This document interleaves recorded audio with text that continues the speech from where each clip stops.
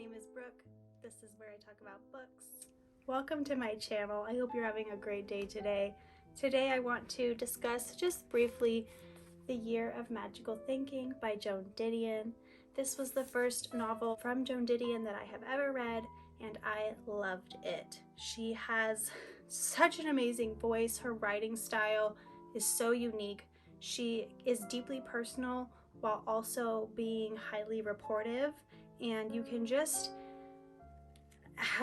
there's just so much to admire about the way that she writes and her storytelling ability and the way that she seamlessly uses like symmetry and repetition.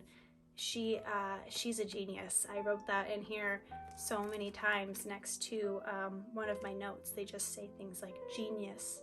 She's a genius. This was genius. That was genius. And I just deeply appreciate her writing style.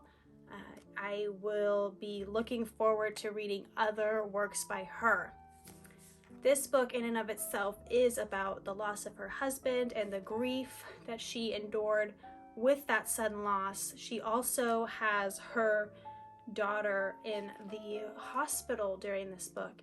It is a nonfiction read, which is something that I have been reading more of recently. I've really been enjoying that side of literature and seeing how, even though the story may be based on real life or is about real life and real events, it's still a beautifully told story. And I think that learning to appreciate nonfiction will make me, or you, a better writer overall.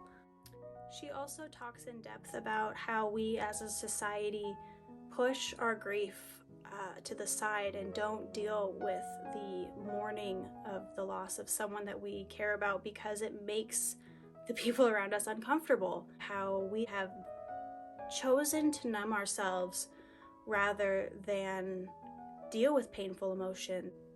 It can be a very lonely place to try to deal with grief and loss and sorrow on your own, especially when you aren't aware that those sorts of emotions truly do impact your brain. And so for that reason, I think that this book deserves a 5-star rating. I think it's very important and an incredible piece of literature that will lend solace and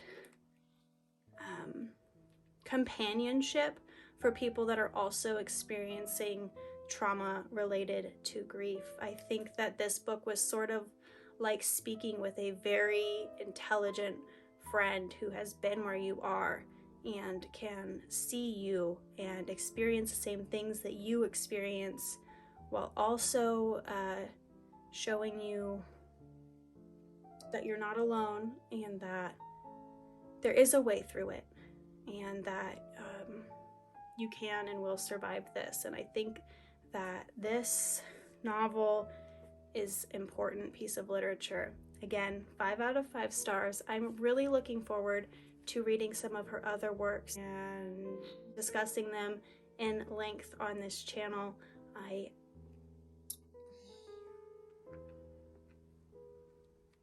I hope that everyone has a wonderful week ahead of them, and I will see you guys next week for another Sunday edition of Books with Brooke. See you guys then. Bye.